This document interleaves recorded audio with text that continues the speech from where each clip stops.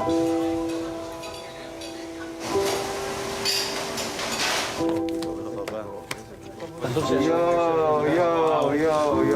זה מה שהייתי צריך עכשיו. זה מה שהייתי צריך. אני עד 1 בלילה הסתובבתי עם הדם שלך. עד 1 בלילה הסתובבתי עם הדם שלך על הידיים.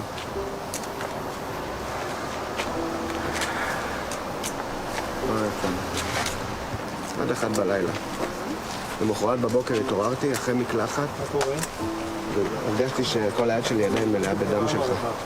איך אני שמח. יואו, איך אני שמח. אותך זרקו בטנדר מאחורה. אני זרקתי את כולם. מי היה איתי עם הרימון? אני. אני לא יודע איך... לא הצלחתי להבין איך יצאנו מזה. איפה הייתי? אם הם לא היו כל העין, לא היינו לנו את השיחה הזאת בכלל. אין אתה להגיד מזה. באמת, הם הצילו את הטיול. בזכותם חטפנו הרבה, אבל הרבה פחות מאחרים. אין משהו אחר. צריך לעשות להם פסל, עמדה בכניסת הקיבוץ שלהם, וישכחו בחיים מה הם עשו בשבילם.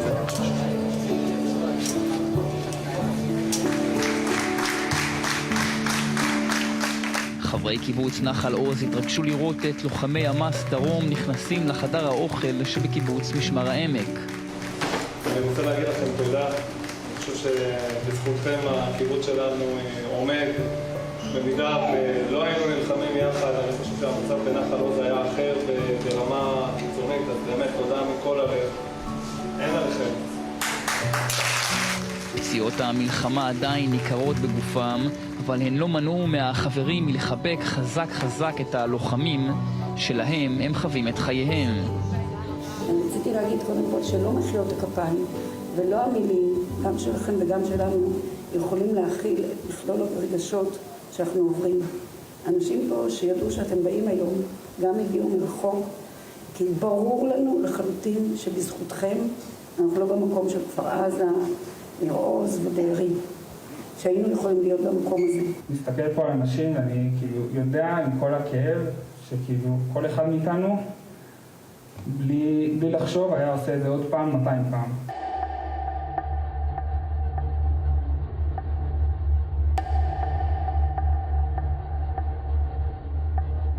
באותו בוקר שמחת תורה, לוחמי הימ"ס היו בכוננות בתוך הקיבוץ. זמן קצר לאחר מטח הרקטות הם הבינו שהם מחבלים מסתובבים בשבילי הקיבוץ. אחרי שנפלו לנו כל הפצועים נשארנו 6 לוחמים וניהלנו לחימה עם 6 לוחמים. לדעת באיזה בתים בדיוק היו מחבלים אנחנו לא ידענו. ניהלנו לחימה על גבי רכב ממוגן, והמטרה שלנו הייתה להפגין נוכחות כמה שיותר על גבי הרכב וליצור חיכוך כמה שיותר עם המחבלים שיראו עלינו ואנחנו נדע איפה הם וככה אנחנו יורים עליהם בחזרה.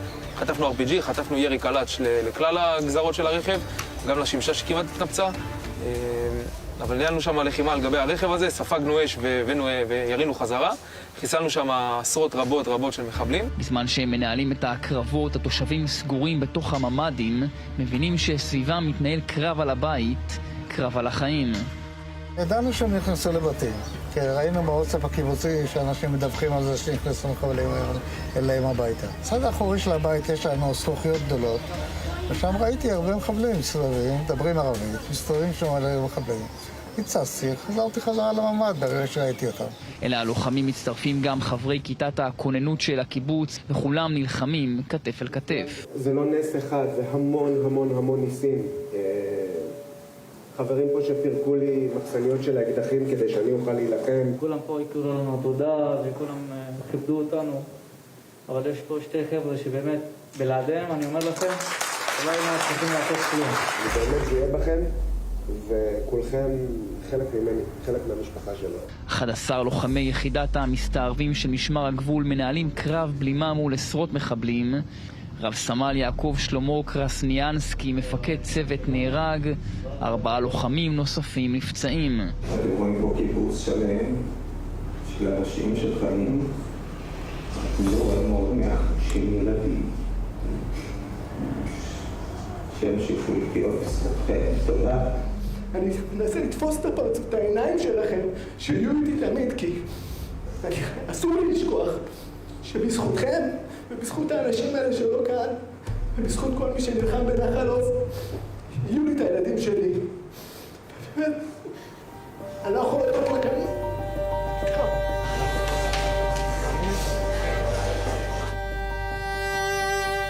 חברי נחל עוז פונו למשמר העמק הרחק מהעוטף, מנסים להתרגל לנוף חדש. אנשים שבורים, אנשים פה על הקצה, מאוד קשה, הם כבר שבוע שלישי במצב פליטות מטורף. 14 מתושבי הקיבוץ נרצחו באותה שבת שחורה, 8 נחטפו וחבר קיבוץ אחד עדיין נעדר. חלק מהקרב שהיה אחר הצהריים, פשוט אחר הצהריים, היה בשכונה חדשה. בשכונה הזאת גרים כל החדשים. משפחות שנקלטו בשנים האחרונות בקיבוץ. שמעתי כבר חולות. להערכתי שם יהיה משבר גדול מאוד מבחינת החזרה ומבחינת האמון שרוכשים למדינה היום. אני מקווה שאנחנו נהיה פה מספיק חזקים ואנחנו נדאג שהמקום הזה יאפשר חיים. איך אמר מישהו פה אתמול, שאני יכולה ללכת לעבודה ואני אהיה בשקט שהילדות הולכות לגן ואני יכול לעבוד בשקט ולא כל היום להיות מוטרן. בקרבות בשבילים בין המדשאות נוצרה ברית מיוחדת, ברית בין חברי הקיבוץ ללוחמים שהצילו את חייהם. ביחד זה מה שעוזר, כל אחד עם הביחד שלו, אם זה הביחד עם הלוחמים, הביחד עם המשפחה, הביחד עם האנשים שאתה אוהב, זה באמת מה שמציל אותנו. וזה מה שהיה פה בפנים, זה ביחד, וזה באמת נותן לך רוח גבית, כשהרוח גם נכנסת לך לאוויר, לריאות, ומעניקה לך עוד אוויר לנשימה. זה מטורף. הביחד הזה, זה מה שעושה את ההבדל.